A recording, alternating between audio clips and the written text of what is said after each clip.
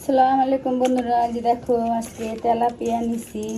Tilapia মাছ সুন্দর করে কড়া করে ভাইজা এটা ভুনা করব।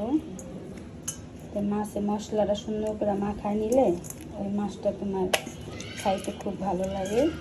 এই দেখো আমি তেলাপিয়াটা বড় আনছি।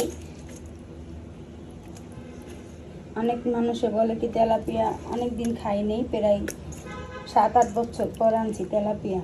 তো আমার এক ভাইয়ের কাছে শুনলাম যে তেলাপিয়া মাছ নাকি জান্নাতি মাছ। সেটা আমরা বলতে পারি না বোন, তোমরা কমেন্ট করে জানাইও যে এটা কি সঠিক নাকি। আমার তেলটা গরম হয়ে গেছে, কালকের সেই কড়াইটাতে আজকে দিতেছি। আজকে এটাতে দেখা যায় যে ফুটে না। কালকে ভয় চোখের কণ্ঠায় লাস্ট আর চোখের কণ্ঠা একবার হয়ে গেছিলো, মাছ ঠাস ঠুস করে ফুটেনি। আমি যে ঢাকনাটা ঢাকিয়ে দিইনি, চোর গেলে বুদ্ধি হয়। মাছ ভাজার পরে মনে হয়েছে যে আমি যদি ঢাকা দিতাম তো তেলটা তো ছিটতো না। তা চোর গেলে বুদ্ধি হয়, তো জানা কথাই।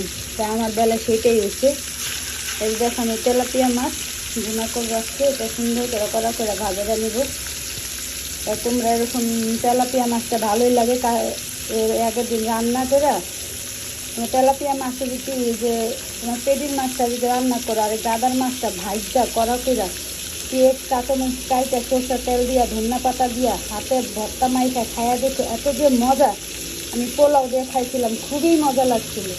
তা তোমরা রান্নার থেকে ভর্তাটা বেশি মজা। তো তোমরা পেটার মাছ মাথা এগুলো রান্না করে ফেলবা, আর এই অংশে মাছটা দিয়ে তোমরা ভর্তা বানাই ফেলবা, খুব ভালো হয়।